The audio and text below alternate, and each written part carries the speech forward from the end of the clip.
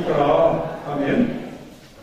자, 하나님과 어린 양의 보좌로부터, 이 하나님과 어린 양의 보좌로부터요, 이 생명수가 새 예루살렘 성 길 가운데로 강물처럼 흐르더라는 거예요. 그러면서 이게 새 예루살렘 성을 거쳐서 만국으로, 천국 전체로 이 생명수가 흘러가는데 수정같이 막 떠나는 거예요. 수정같이. 그런데 이 생명수가 흐르는 강 차후에는 생명나무가 있어가지고 12가지 그 생명과를 맺히고 있더라는 거죠. 여러분, 그러면 만약에 만국 성도들이 이 생명과를 말이죠, 한 바가지 떠서 먹는다고 한다면 어떻게 나타날까요? 생명수가 이렇게 강 차오로 만국까지 흐르는데 이 생명수를 한 바가지 뜯어가지고 내가 마셨다고 생각해봐요. 그럼 어떤 현상이 일어날까? 이 생명수라고 하는 것은 하나님의 영을 마시는 거예요. 이해가 되세요? 하나님의 영으로 충만한 것이 천국입니다. 그러므로 천국에 사는 성도들이 이 땅의 사람들이 공기를 마시고 사는 것처럼 하나님의 영을 마시고 사시고, 생명나무의 과실을 먹는 것도 하나님의 영을 먹는 것이고, 생명수를 마시는 것도 하나님의 영을 마시는 거예요. 그러면 하나님의 영을 공기처럼 이렇게 마시면 하나님의 그 속성인 기쁨과 평강과 희락이 내 심령 안에 들어오게 되어 있어요. 이해가 되세요? 네? 이해가 되세요, 여러분? 그러면 여러분, 하나님의 보좌 가까이에 계시는 분들일수록 그 하나님의 기쁨과 평강과 희락을 더 누리겠죠. 네? 이해가 되십니까? 그러니까 이 하나님의 보좌와 가장 가까이에서 영생하시는 분들은 최대의 행복을 누리면서 살아가는 분들이죠. 달마다 그 실과가 객신다고 하는 것은 영원한 천국에는 시간이 흘렸기 때문에 언제나 현재입니다. 이 말씀은 생명과를 따먹을지라도 계속적으로 열리게 된다. 그리고 그 생명나무의 잎사귀들이 만국을 소상한다고 하는 것은 신천지의 모든 곳에는 이 생명수에 의해서 싱싱하고 푸르게 된 생명나무의 잎사귀들이 있는데, 그것은 늘 푸르고 싱싱하기 때문에 천국 전체를 소생시키는 것처럼 그렇게 된 겁니다. 5절, 3절에서 5절 시작. 다시 저주가 없습니다. 하나님과 그 어린 양의 보좌가 그 가운데 있으리니 그의 종들이 그를 섬기며 그의 얼굴을 볼 터이요 그의 이름도 저희 이마에 있으리라. 아멘. 지금 계속해서 천국의 수도인 새 예루살렘 성을 집중적으로 보여주고 있습니다. 새 예루살렘 성은요, 중앙에는요 하나님과 어린 양의 보좌가 있다는 거예요. 그 중앙에. 그리고 교회 시대에 임하는 종들이 영원토록 그 영광스러운 하나님의 얼굴을 보면서 산다는 거예요.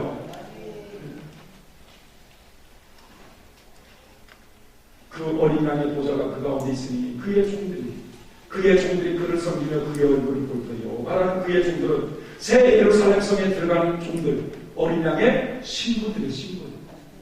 그들의 이마에 보니까 그 이마에 뭐가 있나? 하나님의 생명이 있더라고요. 하나님의 이름과 어린 양의 이름이 기록되어 있더라고요.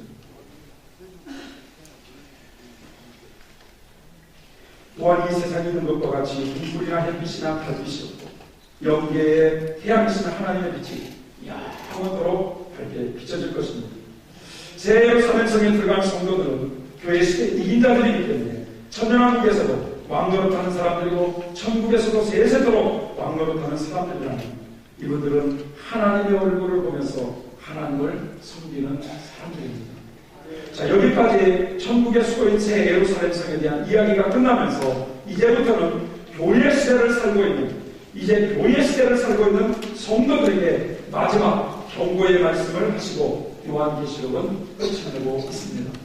마지막 경고 말씀은 이제 잘 들어보세요. 6절에서 7절입니다. 시작. 또 그가 내게 말하기를 이 말은 진실하고 참된사 주곧 선지자들의 영의 하나님 그의 종들에게 결코 속히 되기를 보이시려고 그의 천사를 보내셨다. 보라 내가 속히 오리니 이 책의 예언의 말씀을 지키는 자가 복이 있으리라 하더라. 아멘. 신천지와 이 새 예루살렘에 대한 그 계시를 사도 요한에게 가르쳐준 천사가 뭐라고 말씀하냐면, 옛날에 이사야나 다니엘이나 에스겔 같은 선지자들에게 말씀하신 하나님께서 사도 요한을 비롯한 모든 교회와 사역자들에게 마지막으로 이루어질 일에 대해서 계시하려고 천사를 보내셨다는 겁니다. 이제 예수 그리스도의 재림이 임박했으므로 이 계시록에 기록된 예언의 말씀을 믿는 자와 이 말씀을 지키는 자들에게 보여주시겠다 하는 것입니다. 내가 속히 오리니 이 예언의 말씀을 지키는 자가 복이 있다라고 했습니다.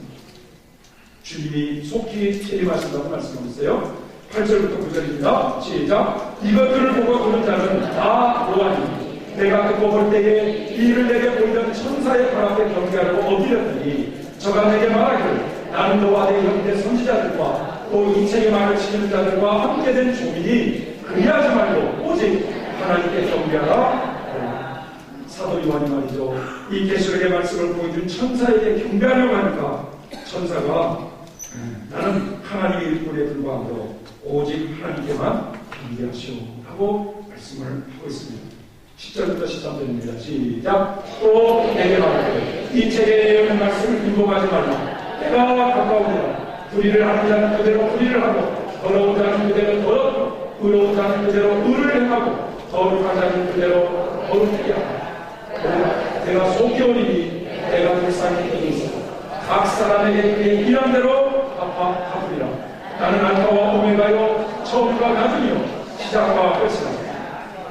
교회 시대를 살고 있는 성도들에게 마지막 경고 말씀을 여기 보니까 그대로 아니라는 이 책의 예언의 말씀을 인봉하지 말라라고 말씀합니다. 요한계시록의 말씀을 인봉하지 말라. 이 예언의 말씀은 틀림없이 이루어질 것이다.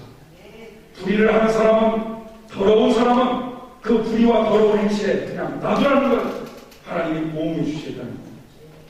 의를 행한 자에게는 거기에 대한 상을 주시겠다고 말씀하십니다. 자, 이와 같이 하나님은 각 사람이 행한 대로 상과 벌을 주시겠다고 말씀하고 있어요. 영원한 천국에서도 새 예루살렘 성과 만국에 들어가는 성도들로 나눠지는 것도 이 땅에서 행한 대로 갚아주시는 원리에 따라서 정해지는 것이요. 지옥에서도 1층적, 2층적, 3층적으로 분리되는 것도 역시 이 땅에서 행한 대로 보응하는 원리에 따라서 형벌을 받게 되는 장소가 정해지는 것입니다.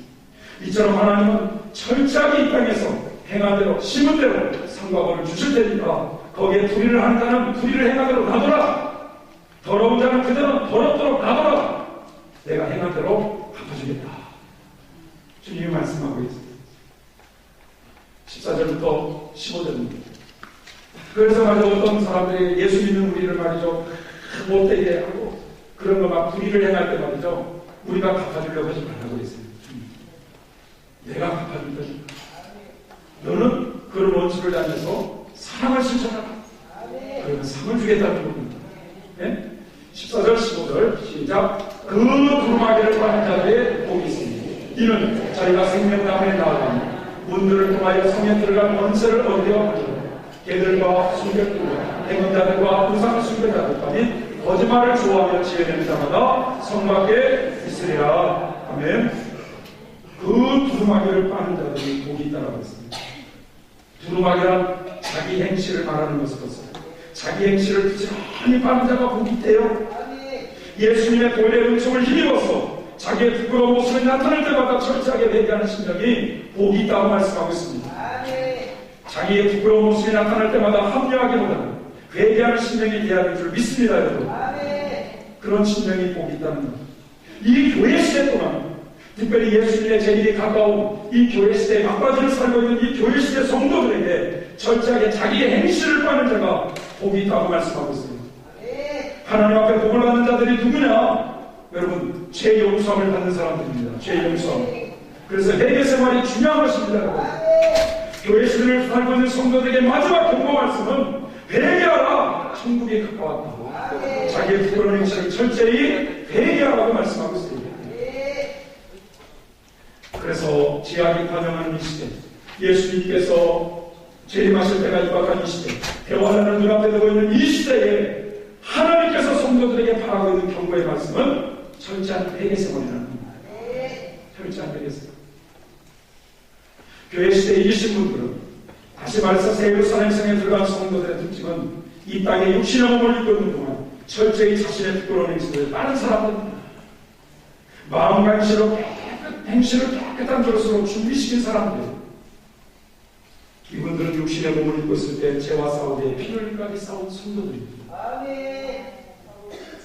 이처럼 교회 시대에 임한 분들은 이 땅에서 그러한 자기의 부끄러운 행실을 철저히 바랐기 때문에 새 예루살렘 성에 들어가는 권세를 갖게 된 겁니다.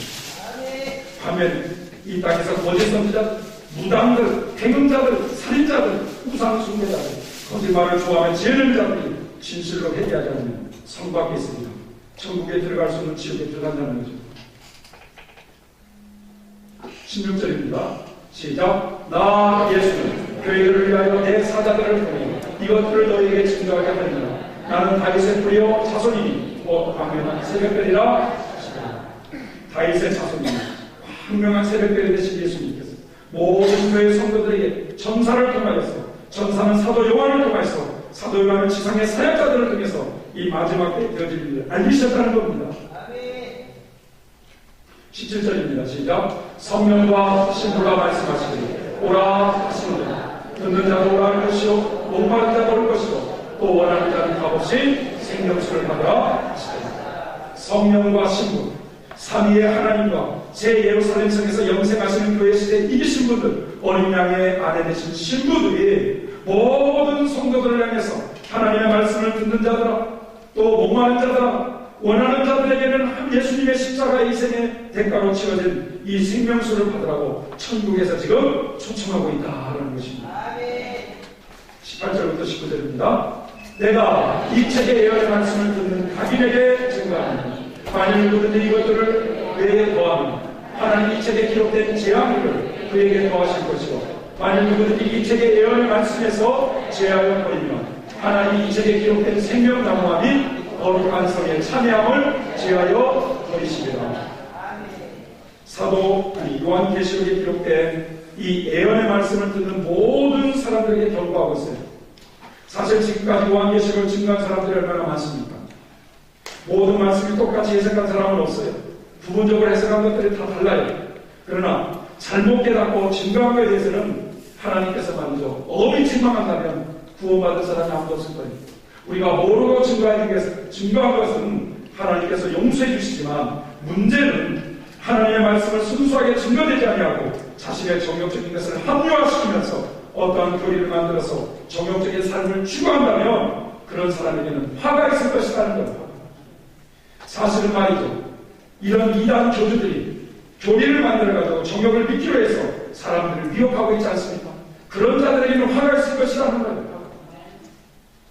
20절부터 21절입니다. 시작. 이것들을 증거하시는 이가 가라사대 내가 진실로 속죄하리라 하시고 아멘. 주 예수여 오시옵소서. 주 예수님의 은혜가 모든 자들에게 있을지어다. 아멘. 내가 진실로 속죄하리라 하시더니 아멘. 주 예수여 오시옵소서. 예수님의 재림을 고대하는 이 신앙이 우리 안에서 회복되어야 될 줄 믿습니다. 예수님을 고대하는 이 재림 신앙이 지금은 맺혀져야 되는데, 예수님의 이 재림의 곧 예수님이 오십니다, 그래서 깨어있어야 됩니다 하면서 외치면은 거기는 또 상단인가 보네요.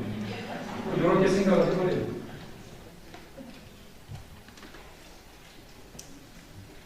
너희가 이 시기를 알거니와 자다가 깰 때가 벌써 되었습니다. 이제 우리의 구원이 처음 믿을 때보다 가까웠습니다. 밤이 있고 낮이 가까웠으니 그러므로 우리의 오픈의 일을 먹고 빛의 갑옷을 입자. 나다와 같이 단정히 행하고 방탕과 술 취하지 말고 음란과 호색하지 말고 쟁토와 시기하지 말고 오직 주 예수 그리스도로 믿고 정욕을 위하여 육신의 일을 도모하지 말라라고 했습니다. 성도 여러분, 예수님께서 재림하실 때가 가까웠습니다. 지금 이 시대야말로 정신을 차리고 다시 오실 주님을 우리는 맞을 준비를 해야 하는데 예수님의 재림이 다가오고 있어요. 믿습니까 여러분? 믿습니까? 우리는 이 요한계시록을 통해서 지금까지 알게 됐던 것처럼 멀지 않아 이제 이 교회 시대가 끝나게 될 겁니다. 자, 이 교회 시대가 끝나면 어떤 일이 벌어집니까? 대환란이 일어납니다. 많은 성도들이 이 대환란을 자기들은 믿음이 있습니까? 나팔 불 때 나의 이름, 나팔 불 때 나의 이름, 100번, 1000번을 불러도 안 올라가요. 대환란에 들어가게 되어 있어요. 그런데 대환란이 일어나는지도 몰라요. 대환란이 일어나면요, 첫째, 둘째, 셋째 대환란 재앙으로 인해서 세계적인 경제 공황이 벌어집니다. 경제 공황뿐만 아니라 세계 곳곳에 인간이 상상할 수 없는 지진, 쓰나미, 토네이도, 자연재해가 일어나요. 이런 현상들은요, 이 죄악 세상에 대한 하나님의 심판이 시작되었음을 알리는 거예요. 경제 공황, 자연재해뿐만 아니라 전쟁이 얘기되어 있습니다. 그래서 그 전쟁으로 수많은 사람들이 죽게 되어 있어요. 이 나라 저 나라 할 것 없이 전쟁으로 많은 어려움을 겪게 되고 사람들이 힘들고 괴로운 가운데 이 세상을 평정할 강력한 리더가 나타나서 인류의 구세주로 나타나는 인물이 또 누구냐? 적그리스도입니다. 온 세상을 평화에다 살기 좋은 나라로 만들어주겠다고 약속하면서 등장하는 인물이 3년 만에 적그리스도가 등장합니다. 이때가 되면 그리스도인들이 순환을 당하게 되었습니다. 예수님은 우리에게 그렇게 말씀했어요. 이 날이 다가올 때 그때가 겨울이 되지 않도록 기도하라. 겨울이 되지 않도록 기도하라. 온 세상 사람들은 그를 따르게 되었습니다. 모든 사람들에게 그를 구세주로 경배하며 그의 표를 받기 위해서 온 세상을 하나로 규합하려고 하는 적그리스도. 그를 따르지 않을 때 모든 경제권이 박탈되면서 고난을 당하는 사람들이 그리스도인입니다. 이때는 그리스도인들이 철저하게 이단으로 몰아가게 되어 있습니다. 왜냐? 구세주가 왔는데 구세주를 영접하지 않는 이단들이 신실한 그리스도인들이다. 그로 인하여 핍박을 당하고 죽임을 당하면서 성도들은 연단을 받으면서 3년만을 지나게 되면서 하나님이 예정하신 순교자들이 채워지게 되는 겁니다. 그 순교자들이 다 채워지고 나면 하나님께서 이 땅에 성도들의 피를 흘린 값에 대해서 7 대접 재앙으로 이 세상을 심판하게 되시죠. 그러면서 예수님께서 백마를 타고 하늘의 백마군대와 함께 지상으로 재림하셨습니다.